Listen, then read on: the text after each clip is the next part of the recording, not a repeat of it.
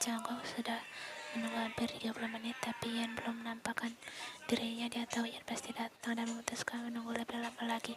Yan ditemani Taeyong masuk ke kafe dengan tangan bertahu. Jongkok yang melihatnya hanya tersenyum pahit.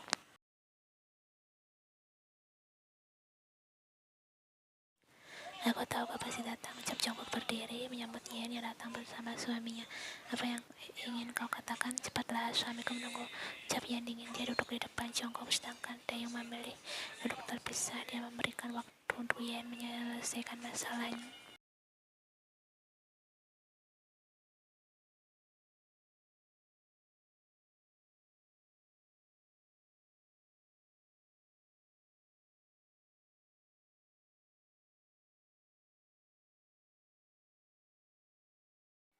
Miani, karena mendengarkan ucap Jongkok pelan, apakah minta maaf saja cukup atas luka yang dia berikan? Selama ini Yan mencari Jongkok dengan tujuan ingin memperjuangkan hubungan mereka hingga dia membutakan matanya pada Taeyong yang mencintainya. Lalu, apa yang dia dapat? Kenyataan pahit, Jongkok sudah menikah.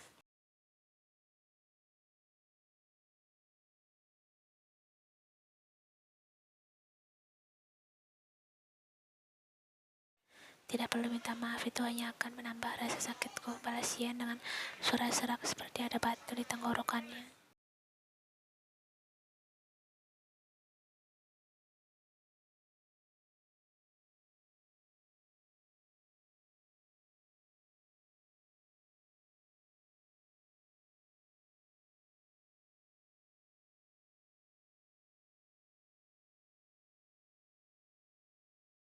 Aku mengerti, hiduplah dengan bahagia bersama keluargamu, ucap Yan meninggalkan Jongkok sendirian.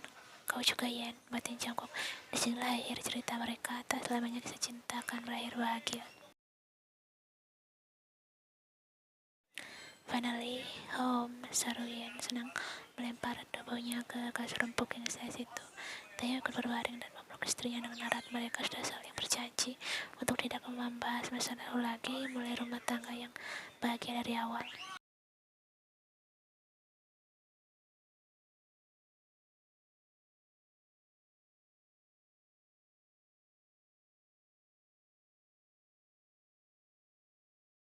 Ya Yan, kau sedang menggodaku, tanya Taeyong mendesak karena ulah istrinya di lehernya. Yan senang sekali menggoda Taeyong lalu mematikan permainannya saat Taeyong mulai hingga akhirnya itu akan menyelesaikan permainannya di menyebalkan. Ani, pertahananmu memang setipis tisu, ejek Yan menjulurkan lidahnya pada Taeyong. Dia berlari menuju kamar mandi. Ya jangan berlari, nanti kau terjatuh, seru Taeyong.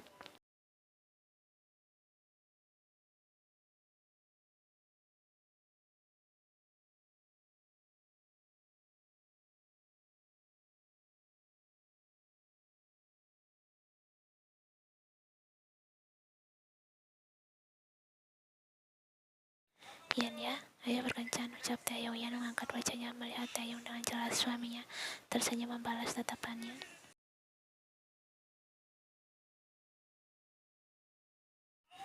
Aku ingin berkenalan denganmu, berkencan, tahu semua hal yang kau sukai dan yang kau benci. Aku ingin tahu semua tentangmu, jelas Taeyong. Yan mengangguk, dia juga ingin tahu semua hal tentang Taeyong, belajar mencintai suaminya lebih tepatnya.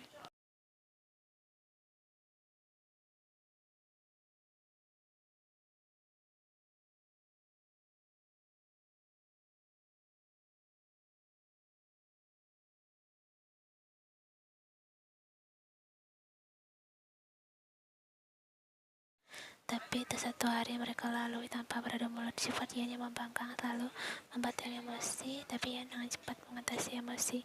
Suaminya dengan ciuman di bibir dan memeluknya, dan begitu Taeyong akan berhenti mengomel. 1 jam yang lalu ya ditelepon ibunya agar datang ke mansion mereka. Mau tak mau dia datang, malas. Rasanya dia tahu apa yang akan dibicarakan ibunya kepadanya. Sekitar 8 orang pelayan berkumpul di depan rumah hanya untuk menyambutnya. Sangat berlebihan, tapi itulah yang dia terima sebagai pewaris tunggal Choi Company.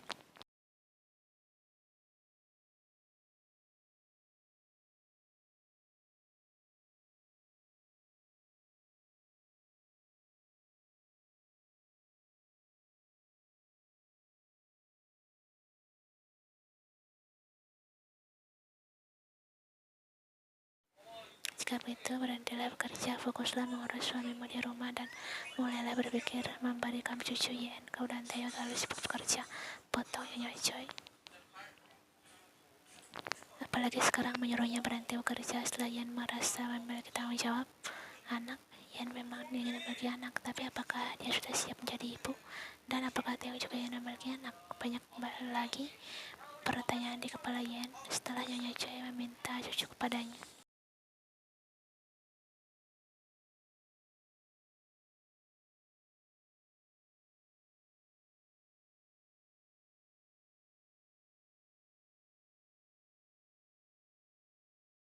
Ian masuk ke rumah dengan wajah lesu. Sudah jam 7 malam, Taeyong pasti sudah pulang kerja. Dia mencari suaminya di kamar, tapi tidak ada. Dia bergerak ke ruang kerja Taeyong. Ternyata pria itu di sana sedang duduk dengan beberapa berkas dan laptop. Ian mendekati Taeyong dan memeluk suaminya dari belakang.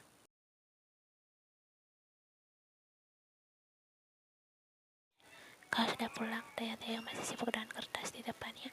Taeyong, apa kau ingin memiliki anak? Tanya Ian berhasil mengalihkan perhatian Taeyong. Pria itu memutar kursinya agar melihat wajah cantik istrinya. Dia menarik Ian naik ke atas pangkuan.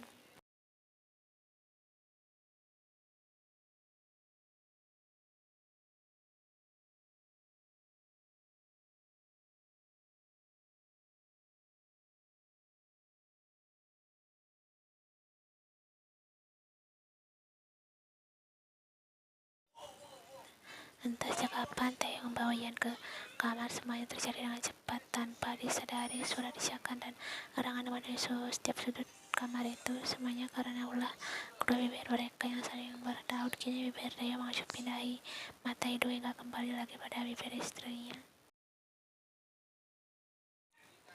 Tidak henti-hentinya Taeyong menggoda Ian, mengacupi merata setiap jengkal wajah Ian yang memang terlihat sangat menggoda. Oh sial, bahkan setiap inci tubuh istrinya pun sangat menggoda hingga tanpa menunggu lama dia mampu membangkitkan gairahnya begitu cepat tanpa bisa ditahan lagi.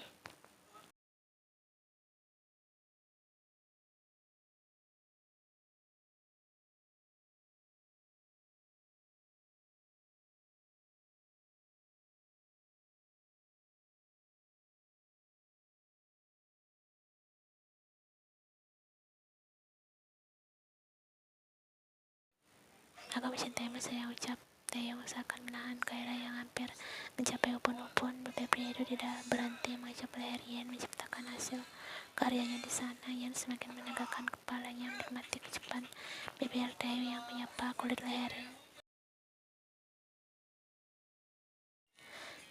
Selesai Ian, Taeyong terus menyiksa istrinya dengan panas pada kulit Ian. Dia ingin sekali memaki Taeyong agar melakukan lebih. Biar saja, Taeyong mengantainya, gadis. Taeyong ingin tinggal diam. Jamari Taeyong pun sejak tadi mengeksplorasi Ian, mengusap pinggang gadis itu yang masih tertutup kemeja. Dengan satu tarikan kuat, Taeyong berhasil merobek kemeja itu.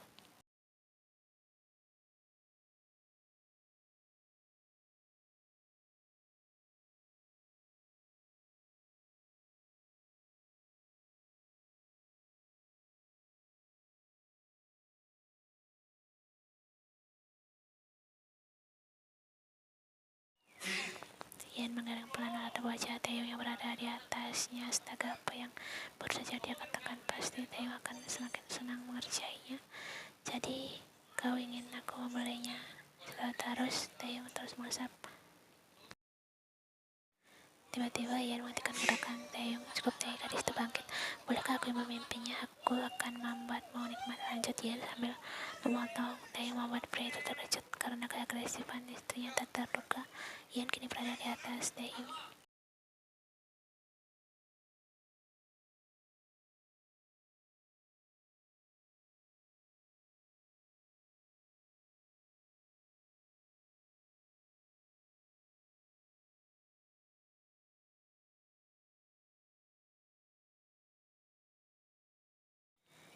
Ya Tuhan, kenapa Ian terlihat sangat seksi di mata Taeyong? Pria itu terpesona dengan pemandangan di atasnya. Taeyong susah payah menahan salivanya saat jemari Ian mengusap pelan dadanya.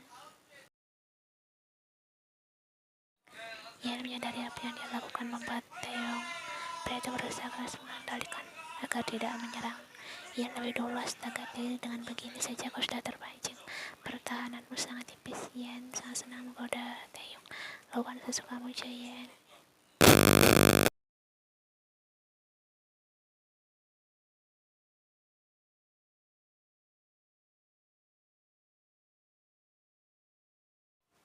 Setika itu juga Yan ambruk di atas Taeyong. Yan melengkupkan tubuhnya, mencoba menormalkan nafasnya masih tak beraturan. Begitupun dengan Taeyong, dada Frido naik turun sering deruan nafasnya yang memburu. Belum mereka menjadi satu, seperti kusut itu menjadi saksi panas mereka. Yan ya, pandai bibirnya terus mencuci puncak kepala istrinya. Balas Yan dengan mata terpejam, dia masih mengatur nafasnya. Kemau, ucap Taeyong pelan, tapi Yan masih bisa mendengarnya. Aku yang harusnya berterima kasih karena kau mau menungguku.